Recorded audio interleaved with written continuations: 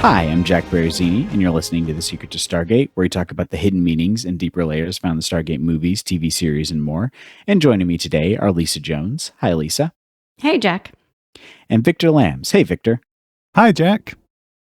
Today we are discussing the 17th episode of Season 2 of Stargate Atlantis, Coup D'état, or if you want to say it a fun way, Coup D'état.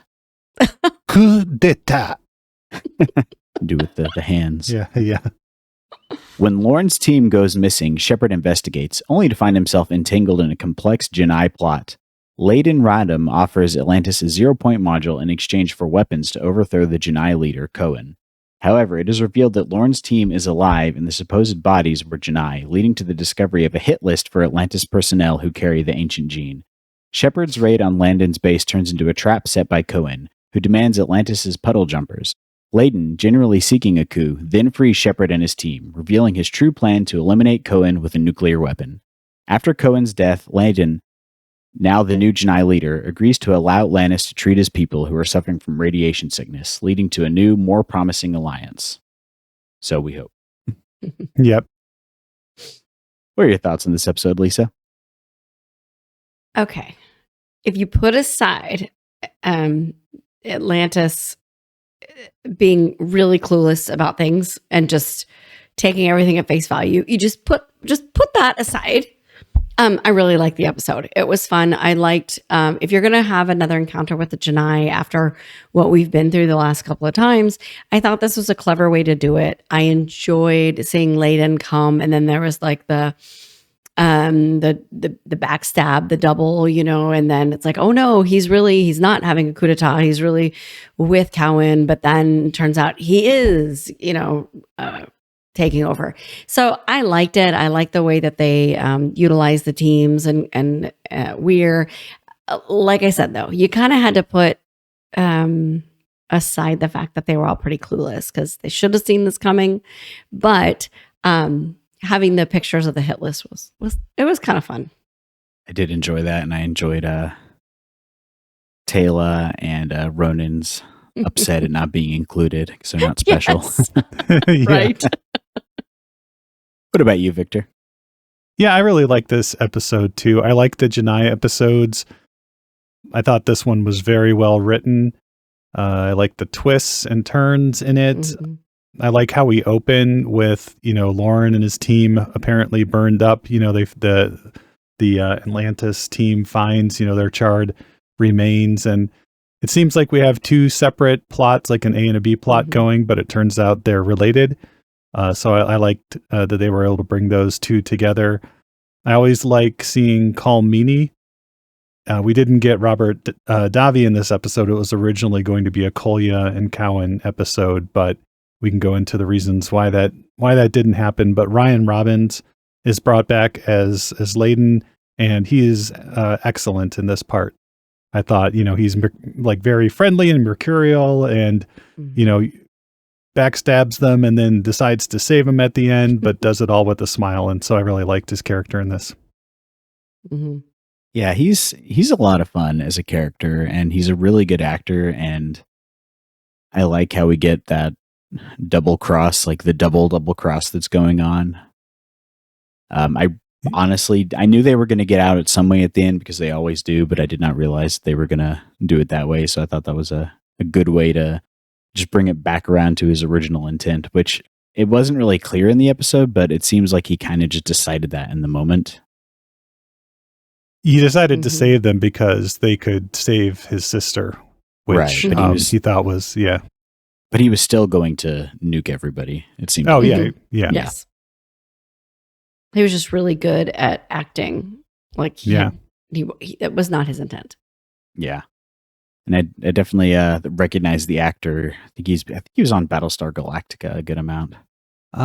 He's been in a lot of stuff, like the typical all of the Vancouver area things. I think he was on Riverdale, I saw, which I've never seen, but oh, and he was on 59 episodes of Sanctuary too. So that's probably nice. After this, Amanda Tapping's other show. So I've still not seen that one. I'll have to check it out at some point. It's fun. And he was on Continuum for 11 episodes. So that's another kind of one of those sci-fi shows after Stargate. So that was cool. And I know we really don't get a lot of Genii after this. I think looking at the wiki, we have a couple more episodes with them, but they don't seem to really be a major plot point at all. And I'm going to miss that because I find them more interesting than the Wraith, to be honest. Yeah, I mean, I do too. I like their technology. I like their approach to technology. The fact that they were going to use the puddle jumpers to nuke other planets to get the rest of the galaxy to unite behind them was a little dark, but probably consistent with what we know about them. Yeah. They're just simple farmers. Yep.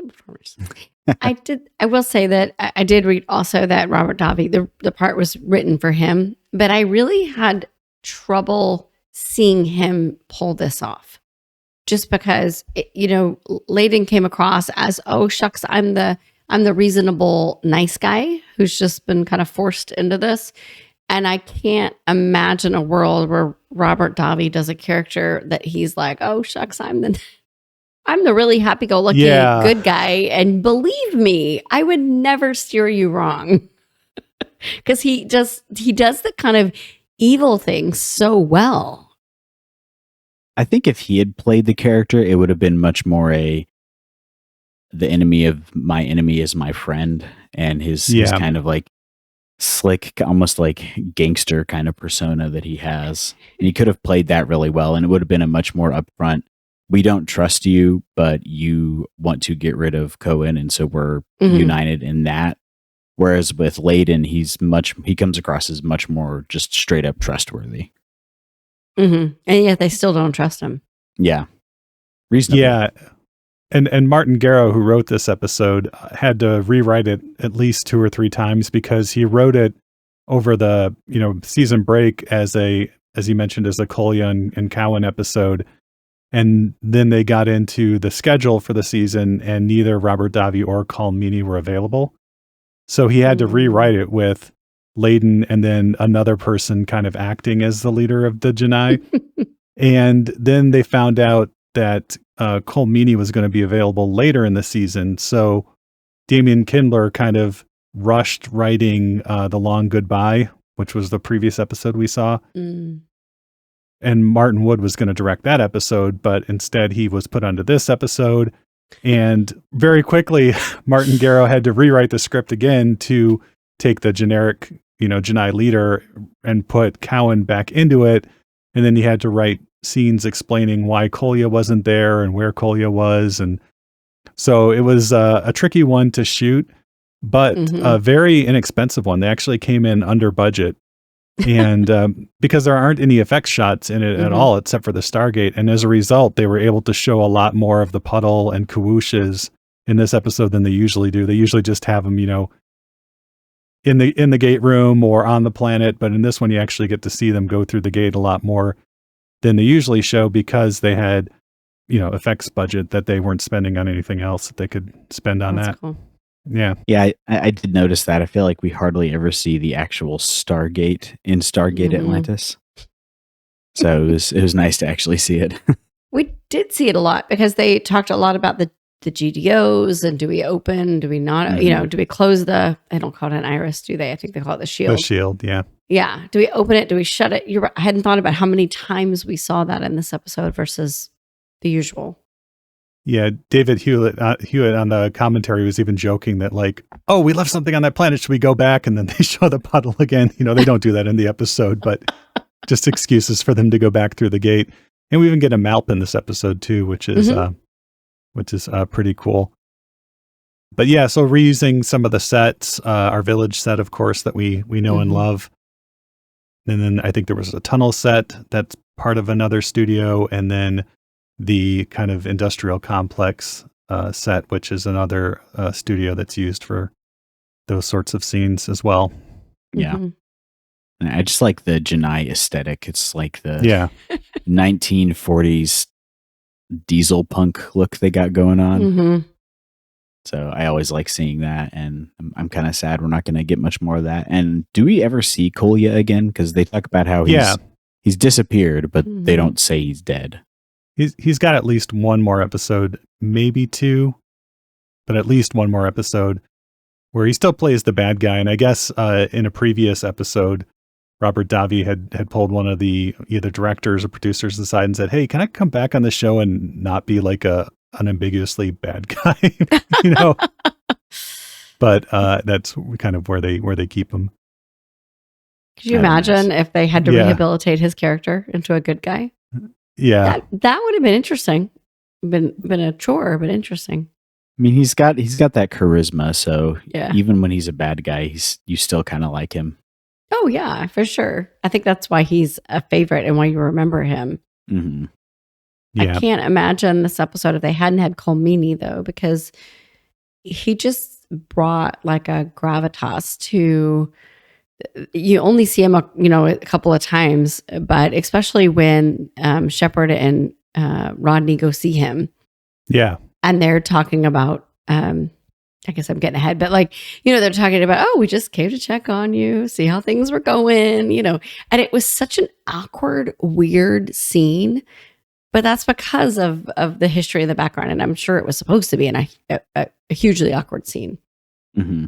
Yeah. And so at that point in the episode, Layden has come and said, "Hey, help us do this coup." And Weir says, not to him, but, to Shepard, "Hey, I'd hate to jeopardize, what little good faith we have with the Genii at this point. So let's sell them out to Cowan." And they go to the planet and they have that kind of awkward scene in the hallways underneath the city. And eventually they get around to it. And Colmini says, "Oh, yes, I know all about his rebellion. Thanks for telling me. You didn't need to tell me." But yeah, he is really good in this episode. He plays kind of, you never really know where he's coming from either in this episode. There's another scene later on where he's trying to turn on the radio, and it's Mm-hmm. just looking at it, and then Layden kind of steps in and shows him how to use it, and then at the end he's just eating this big plate of cold cuts like ham and stuff, just eating it off a plate with his fingers, and I just like that scene a lot. It was like charcuterie on a box in a warehouse. Yeah. I mean, sometimes you got to do what you got to do. It was also funny seeing him struggling with the radio because he's Chief O'Brien, and seeing Chief O'Brien have a problem with a technical device just seems so weird. Yeah. That was nice. Mm-hmm. Rodney gets some good lines in this as well. Where he's trying to sell them on the fact that they really need the ZPM, and he's promising them all these things. It's like, we'll be able to activate the shields. We'll even be able to get the city to fly. And Shepard goes, "Really?" And Rodney goes, "No, but it'd still be really cool." Yeah. It'd be great. Yeah, and it seems like Weir is finally catching on how to play brinksmanship more with the different planets in the Pegasus galaxy. Mm-hmm. We've had several instances where they just are way too trusting, and so it's nice to see her kind of go the opposite direction. Like, I'm not going to trust anybody, and I'm going to try to get around you as much as possible to get what I need for my people. Because just in the last episode, the entire plot of the last Atlantis episode was because of how badly run their security was, basically. Exactly, Mm-hmm. yeah. This was a much better episode. Well, again, if you think about it, when she was brought into SG-1, it was as a negotiator. Yeah. Right. For all these international treaties and understanding how to talk to different people and different cultures and bring them together. And I will say she's done a really kind of poor job of that in Atlantis. Maybe it's the brunette versus the blonde thing. I don't know. I think it's just because they're in a totally different situation than on Earth, whereas on Earth, her perspective was she's a diplomat for the United States, which is the most powerful country in the world. And so you kind of got you got a big stick behind you, but in Atlantis, they're just a expeditionary force on this random planet, and they got to deal with the Wraith and all that. So she has a lot less weight behind her, and she has to actually be more savvy than she has been, and it seems like she's catching on to that now. That's a very good point. I like that. And she has to deal with Rodney too. So yeah, true. That's a whole full-time job in of itself. Yeah, and I like. There's a lot I like about this episode. I really like it. I like also how the reveal when they find out that, and it's early on, that the charred bodies aren't Major Lauren. The DNA doesn't match, and they all, had they all died of like radiation poisoning, which is their first clue that it was the Genii. There were some things I didn't like that the Atlantis team did, selling out Layden so quickly, but then also when they're like, we'll just send a strike force and wipe him out, and then we'll have him send all of his men through, and then we'll just hold him hostage, basically. Yeah, that was so weird. Yeah, and it turns out the people that get sent through are basically terminally ill. As far as the Genii know, radiation patients from their nuclear experiments. And that's what made it seem like Layden kind of had that plan from the beginning to try to get them to help treat people, because he specifically sent his sister through, which that seemed to be one of his main motivations for what was like it setting up the whole coup. And I kind of doubt he would have done that without having some sort of plan to reconcile with Atlantis. Yeah, that's good. I think you're probably right. It doesn't come through in the script because it really, they have the moment, and the director Martin Wood intentionally, there's a scene where Cowan is threatening to kill more people, and he's talking on the radio, and he leads in, and his face obscures Layden's face as Weir's over the radio saying like, we can save your Layden's sister over the radio, and you can't see Layden's face to see what his reaction is, and that was intentional because they didn't want to give away that was registering for him. And then he runs down to his little prison where Lauren and his men are fine, and there's a great scene between Shepard and Major Lauren. Where they both play it extremely dry. That's very enjoyable. It's like, oh, you're here to get us out. Yep. How's that going? Yeah. Let us know if we can help. Yeah, exactly. That was awesome. Yeah, he's asking if they're there to save him, and Shepard's like, yeah, I'll think about it. Yeah. As he's being locked up with him. Yeah. That was good. It was kind of shocking to start the episode with Major Lauren and his team are dead. Yeah. I mean, that was a pretty, I even sat there for a minute and went, did that, I can't remember. Is this it? Was he killed? Was he not killed? And of course, my husband's in the other room. He was like, who is Major Lauren? No. I actually had to pause it. And I'm like, okay, yeah, let's go back and talk through this. But it was nice because we know that Stargate will kill off, major, semi-major characters. So it was kind of a great way to get you interested. And then it's funny, I wouldn't have necessarily remembered when they said that these people were killed by radiation poisoning, that it was a Genii thing. I don't know if I would have made that connection super quickly, except that I'm watching it on Amazon Prime and the whole previously on, and they show you the Genii people dying from radiation poisoning. And it was like, oh, so this is the Genii episode. Okay. Yeah. And we even get the shot from, the end of last season where McKay's walking down the hallway saying like, your shielding is inadequate. All these people. Yeah, exactly. So yeah.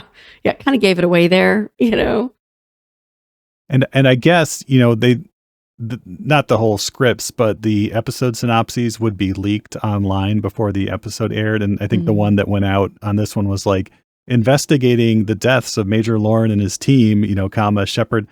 And just when that went out, people online were like, no, you can't kill Major Lauren. What are you talking about? I was always surprised. He was he's such a great actor, and he did. Major Lauren was kind of a beloved character. I was surprised they didn't do anything more with him, as we go forward. I was always surprised he didn't become more of a important character in the show. It almost feels like they've been building him to be that, like he was going to be one of the secondary characters who gets bumped up, but I guess that doesn't happen, and I'm kind of disappointed by that because I really like him as a character. There's definitely like a main cast and supporting cast division, on Stargate. It's not like an ensemble cast show necessarily. And that's just how Stargate is. He stays in the supporting cast category. Yeah, he does.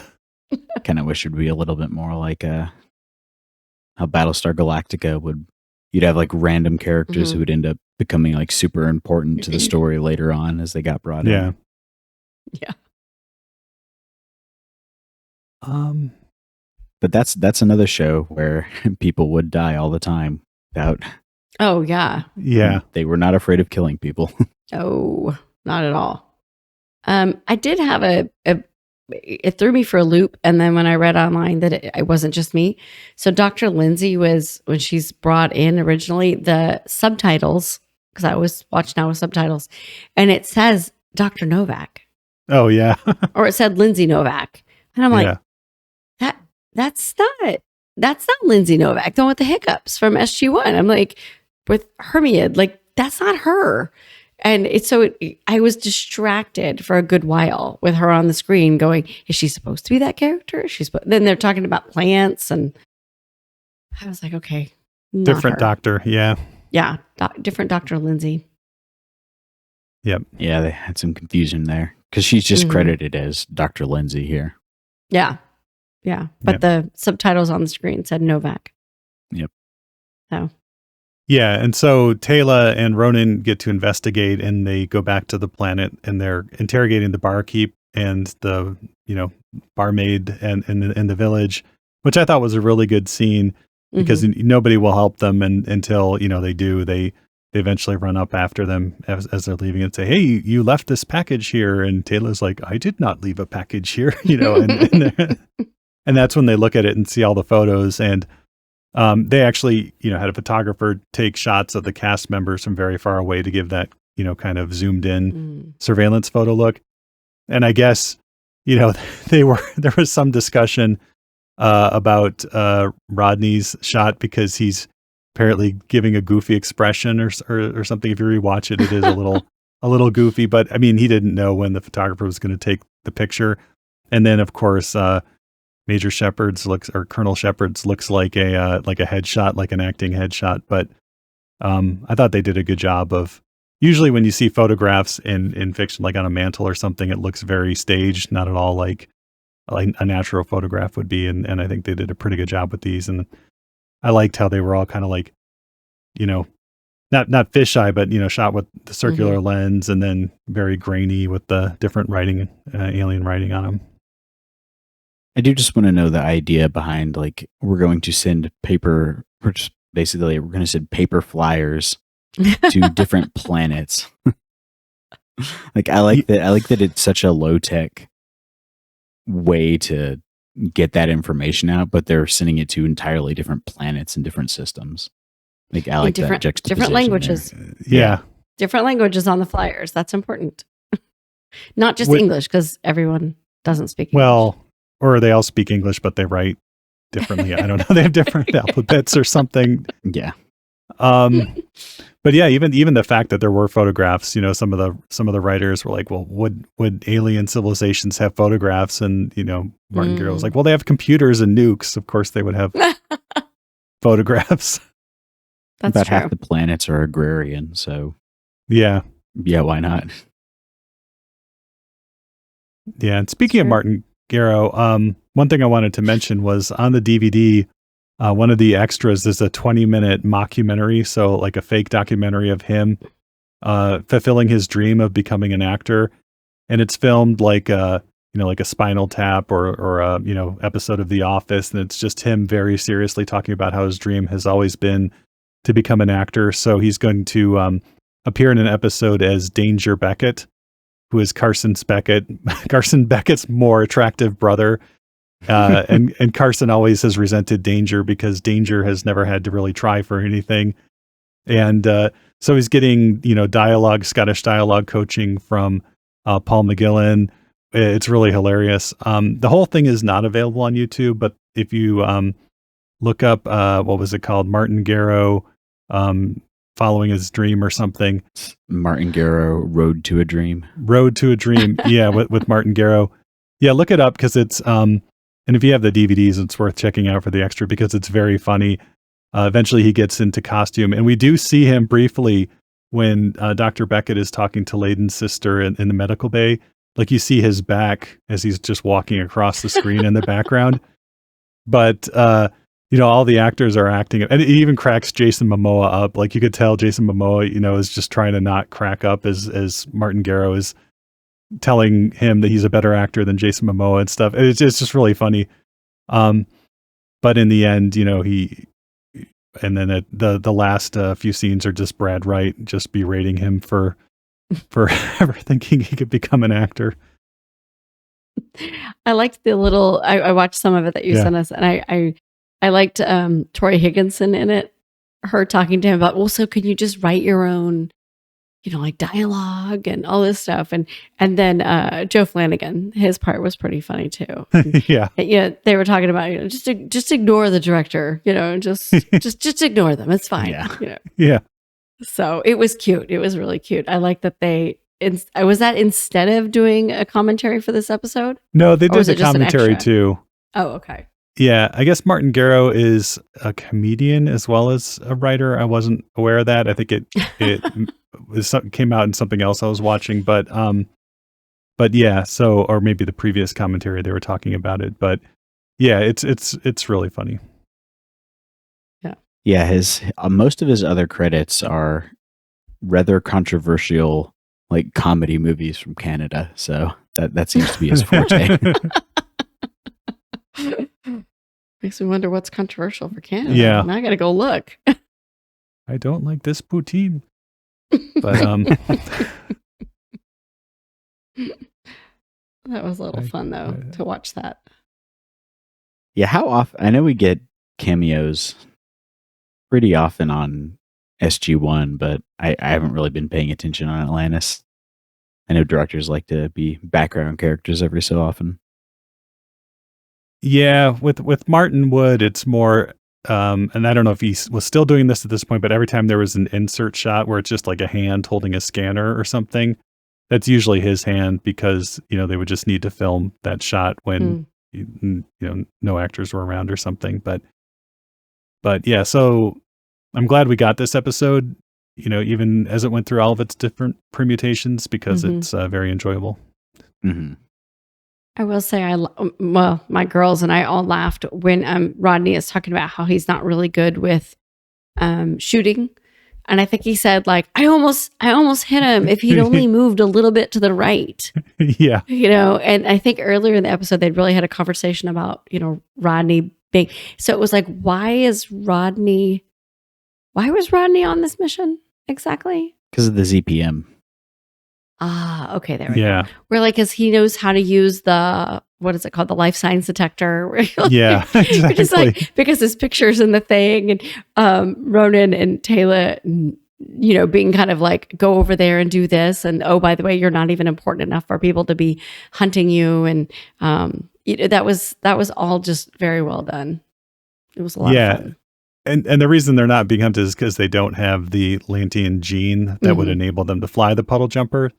And because the Genii are working on their own version of the gene therapy somehow, which, how's that going to work?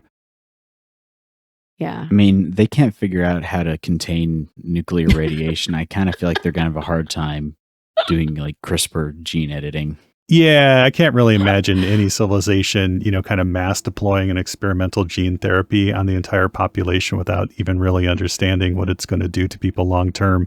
It just seems very implausible, but that's the Genii for you. Is it really that implausible? This is straight up science fiction. Yes, it is. No relation to no reality.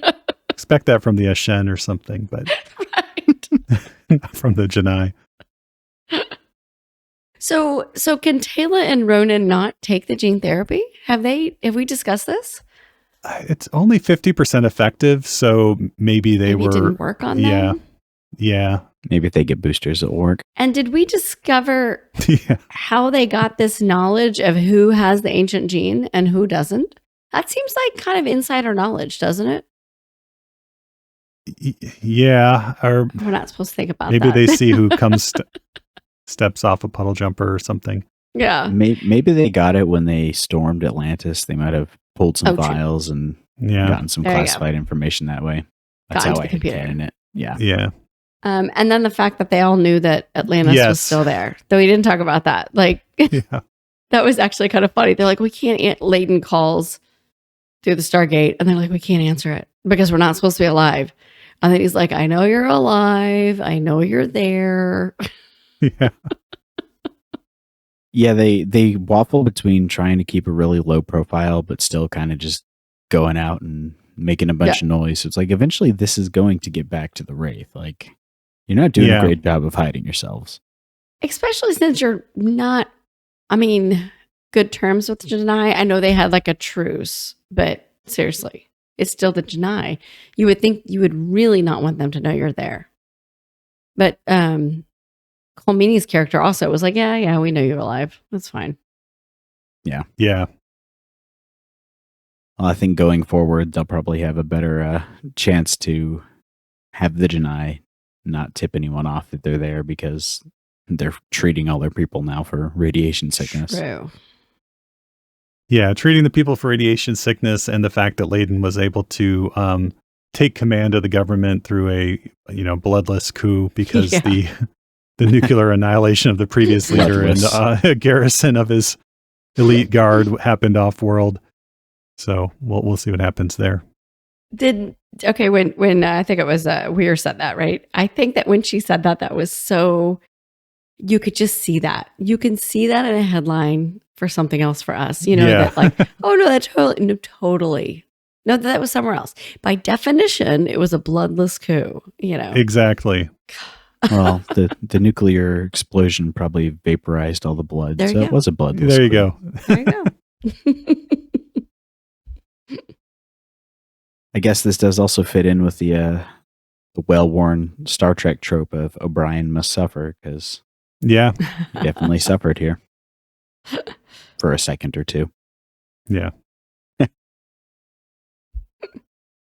It is also funny that so when they finally get to the point of having the ZPM, it's completely drained and not functional at all. And I kind of feel like they could have had him demonstrate that it's functional, because that was the first question I had when he said, I have a ZPM. It's like, well, does it work? But they didn't ask him any questions about that when he was calling them. Yeah. Yeah, and I like the misdirection too, where Layden initially says, oh, that planet you visited with Kolya in the Brotherhood episode, and the Brotherhood, took back their ZPM. This is that one. And then later on he says, no, we just found it like in storage and it was depleted. We didn't know what it was until we met you guys. And so I thought that was a pretty good scene as well. Mm-hmm. And I like when Layden got to Atlantis, he calls Shepard his errand boy, or the errand boy. Yeah. And refused to talk to him. That was good. Shepard that was a good exchange. Nose out of Twitch there. Yeah. Yep.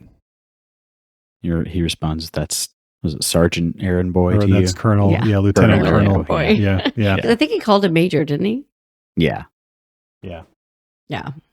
And he made a reference to I could have been Mensa at one point. Yes, he did. Yeah. Shepard did with Weir, which was when Weir says, that's really smart. He's like, could have been Mensa. That'd have been better if he'd said it to Rodney. Yeah. Would have burned Rodney more. Yeah. Awesome. Yeah, this was a good episode. Definitely much better, much more well paced than the long goodbye. Yeah. And knowing they kind of rushed that one through so that they could start this when Colmini was available kind of explains some of that too. It does, yeah. Did we have any alternate language titles for this episode? Yeah, most of them were Coup D'état and even in German, it was the French Coup D'état.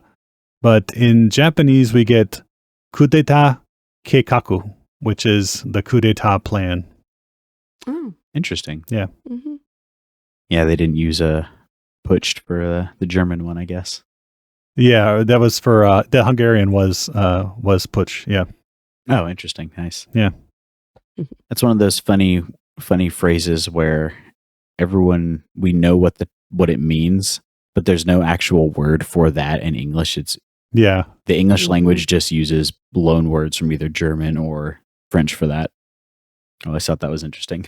Yeah. Awesome. Did y'all have any other thoughts on this episode? No, it's a good one, and it's worth picking up if you can get the DVD set for $5 or $6, it's worth it for the extra features. Mm-hmm. Yeah, Atlantis is one of those ones you can find at pretty much any used video store, which is nice. Yep. If you can find a used video store. Exactly. That's going to be harder than finding the DVDs. Yeah. I did go looking this week, but I got SG1 season 10. That's the one I ended up with that they had. Nice. They had Continuing, Arc of Truth, and all that, but I already have those, so that was fine. So, but no Atlantis. So in my mind, that means Atlantis is super popular, and it got snatched up before I got there to buy it. We had a family friend give us all of SG1 and all of Atlantis and the extended edition movie DVDs all for free. So we're getting rid of them. So. Oh, wow. I haven't seen the Wow. extended edition version. I might have to pick those up before we watch them for Yeah. the show. I haven't yet. I just have to watch it. I- Own it though.